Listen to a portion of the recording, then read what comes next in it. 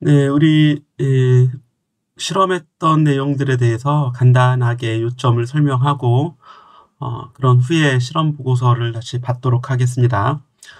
먼저 수면파의 굴절과 뒤에 나오는 회절 이 내용 우리가 좀 같이 공부해 보죠. 이 이론이 나오는데 이론에서는 요거 정도 알아두면 좋겠습니다. 예, 수면파는 깊이가 깊으면 즉 루트 H, 여기서 H가 물의 깊이죠. 깊이가 깊어지면 이 전파 속도가 더 빨라진다. 이렇게 좀 이해하시고 요 식을 외울 필요는 없어요. 식을 외울 필요는 없지만 내용은 알고 있어야 돼요. 이 H가 증가하면 속도가 같이 증가한다. 낮은 곳에서는 느리게, 깊은 곳에서는 더 빠르게 진행하는 걸 일단 알고 있어야 됩니다. 자, 그리고 이제 실험 방법 결과 이렇게 나오는데, 여기 요 그림이 우리가 이제 실험했던 내용들에 대한 주요, 내용을 좀 보여주고 있어요. 그래서 요거 이제 보시면, 유리판을 이렇게 두면, 유리판을 둔 곳은, 물이 좀 얕게 들어있겠죠. 그리고 그렇지 않은 곳은 물이 이제 깊게 들어있습니다. 그런데 실험 결과로는 이 파장, 각각의, 위치에서 이 파장을 보면 람다1이 람다2보다 더 길죠. 파장이 더 깁니다. 그런데 우리가 이제 파동에서의 속도 V는 진동수 곱하기 파장이 돼요. 그런데 매질이 바뀌어도 진동수는 연속이 됩니다. 진동수는 변하지 않는다 이런 얘기죠. 그래서 이 식을 진동수에 대해서 쓰면 F는 람다분의 V가 되어야겠죠. 그래서 1번 매질에서의 F나 2번 매질에서의 F나 같게 됩니다. 따라서 람다1분의 V1, 람다2분의 V2가 서로 같아지겠죠. 그런데 실험 결과상으로는 람다2가 람다1보다 더 길게 나오니까 V2가 V1보다 더 빠르다는 걸 알 수 있습니다. 그래서 이론적으로도 이 V는 루트 H에 비례하기 때문에 깊이에 대해서 더 깊은 곳에서 더 빠르게 진행하는 걸 우리가 이해할 수 있고 타당하게 이런 관계가 성립하는 걸 볼 수 있습니다. 여기서 이제 한 가지 더 추가적으로 알아둬야 될 게 굴절률이라고 하는 건데요. 굴절률은 본래 이제 우리 빛에 대한 굴절률, 일반적으로 굴절률 그러면 빛에 대한 굴절률을 얘기해요. 그래서 굴절률 N은 V분의 C가 됩니다. 그래서 V는 매질 속에서의 빛의 속력이고, 매질에서의 빛의 속력이고, C는 그 매질이 특히 이제 진공일 때의 빛의 속력이 돼요. 근데 여기 이제 물에서도 이런 유사한 관계가 성립이 돼야 되는데요. N 깊은 곳 N1에서의 굴절률은 이게 그런 어떤 기준 속도 V0라고 할까요? 그리고 그 매질에서의 속도 요거가 되고 N2 굴절률을 보자면 V2분의 어떤 기준 속도 V0 이렇게 나오게 되는 거죠. 그리고 본래 이제 슈넬의 법칙에서의 이 관계는 N1분의 N2, 즉 굴절률의 비율이 V2분의 V1 이런 비율이 됩니다. 그래서 여기서 보면 N1분의 N2가 정말로 V2분의 V1이 되죠. 그래서 이 관계가 성립하는 걸 볼 수 있고 여기서 이 식에서 보자면 V2분의 V1은 람다2분의 람다1이 되죠. 이런 관계까지 우리가 확인을 해볼 수 있습니다. 네, 그래서 이 관계를 보는 게 목표가 되겠고, 원래 이제 한 걸음 더 나아가면 이제 H2분의 H1 이것도 이제 보고는 싶은데 이론적으로 이렇게 깊이 들어가지는 않는 거였습니다. 그래서 일단은 이렇게 이제 깊은 곳에서 더 빠르게 진행하고 파장의 비율이 그 비율과 같다는 걸 우리가 이제 이렇게 어쨌든 깊은 곳에서 파장이 더 길고 얕은 곳에서는 파장이 짧다. 이렇게 이제 봐주면 되겠고요. 그 다음에 네, 굴절은 이제 입사각과 굴절각 사이의 관계로부터 또 우리가 굴절의 법칙을 확인할 수 있는데, 이렇게 이제 경계면에서 우리가 선을 그었었죠.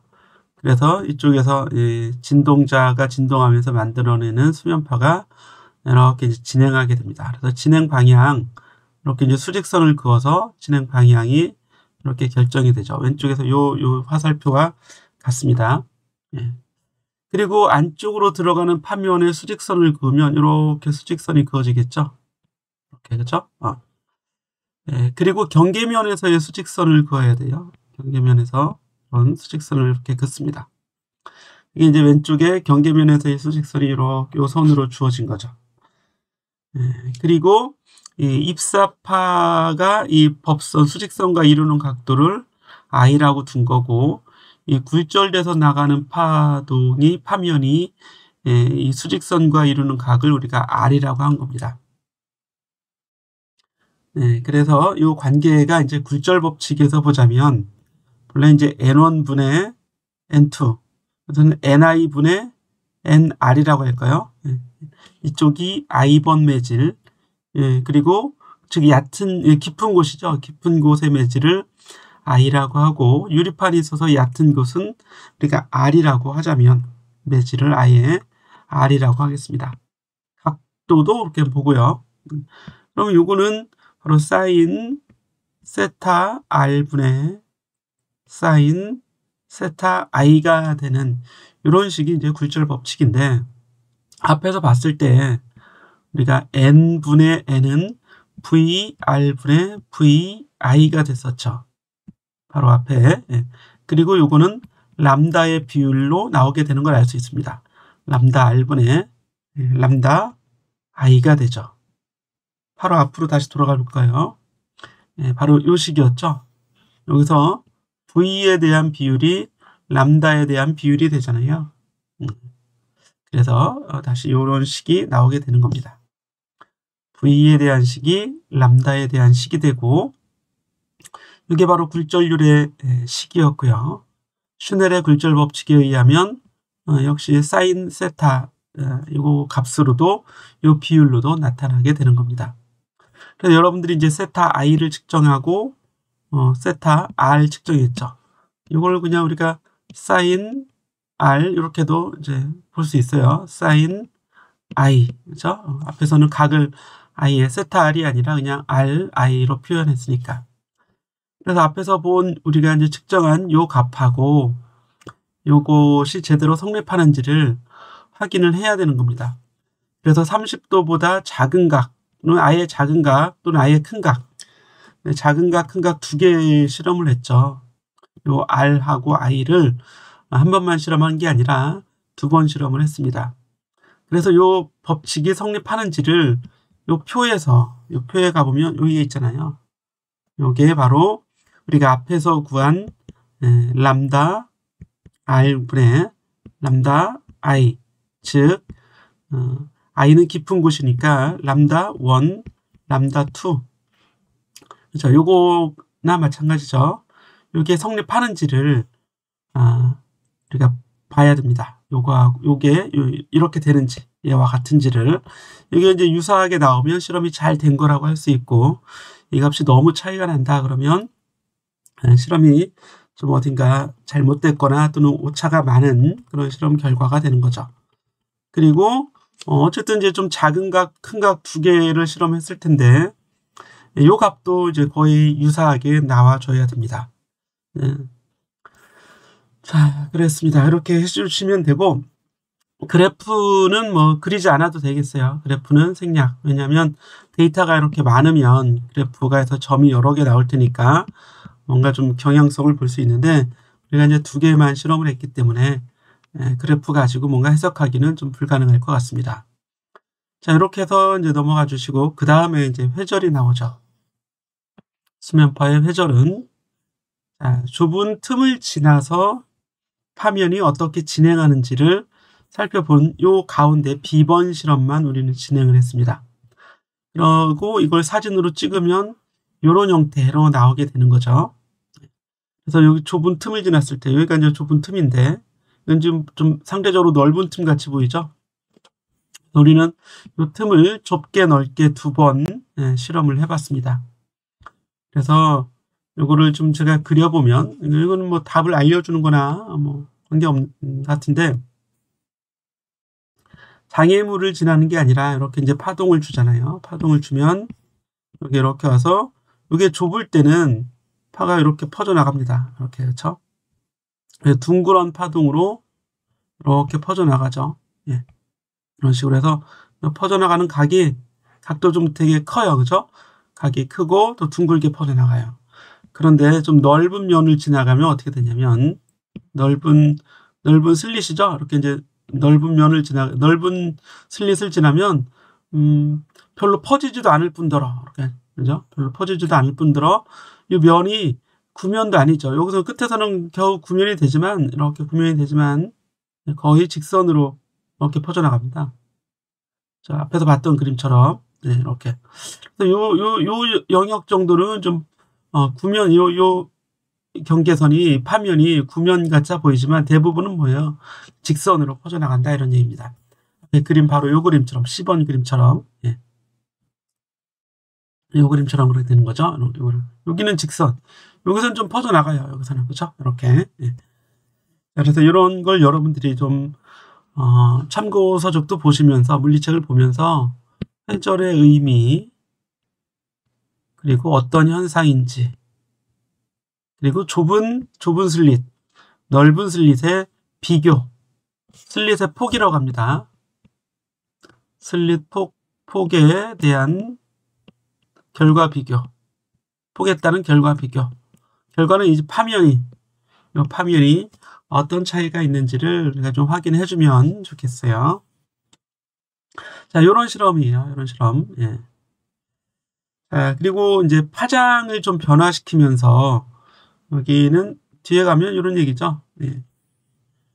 파장이 짧아짐에 따라 회절하는 정도는 어떠한가 그랬는데, 얘가 이제 유출을 해보면 그 좁은 슬릿일 때, 그리고 넓은 슬릿일 때 이제 비교를 해보자면, 같은 파장을 우리는 보냈잖아요.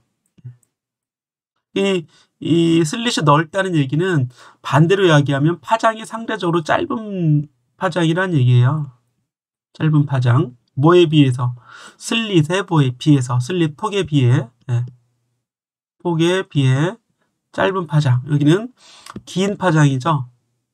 이렇게 이제 유추할 수도 있습니다. 긴 파장이 됐으니까 회절이 잘 일어난다. 예. 큰 각도로 회절이 잘 일어나지만, 짧은 파장의 경우에는, 즉 슬릿의 폭이 넓으면 이렇게 별로 회절이 잘 일어나지 않는 현상을 볼 수 있다. 이렇게, 실제 이제 실험을 한 사람들도 있겠죠. 이렇게 더 짧은 파장으로 한번, 여기서 짧은 파장으로 넣어보고 긴 파장으로 넣어보고 이렇게 이제 비교를 했으면 그 결과를 봐도 되고, 실험을 못했다면 이렇게 상대적인 관점에 따라서 이 파장이 길어진다는 얘기는 슬릿 폭이 좁아진다는 얘기와 같아요. 여러분들의 결과를 해석해 주시기 바랍니다. 그럼 어느 조건에서 이 회절이 잘 일어나는가? 이거는 꼭 여러분들은 이제 실험 결과도 보시고, 그리고 이제 참고 서적도, 좀 물리책 일부란 얘기죠. 물리책도 보던가, 아니면 인터넷 웹에서 좀 찾아보세요. 슬릿이 잘 일어날 조건은 이러이러한데 우리 실험 결과는 그에 부합하는지 아닌지를 한번 간단히 기술을 해주면 더 좋겠습니다. 네, 이렇게 이번 실험은 간단히 설명을 마치도록 하고, 이 내용은 시험에도 출제가 되기 때문에 잘 알아두시기 바랍니다. 이론 시간에도 물론 한번 짚고 넘어갈 거예요. 여기서 마치겠습니다.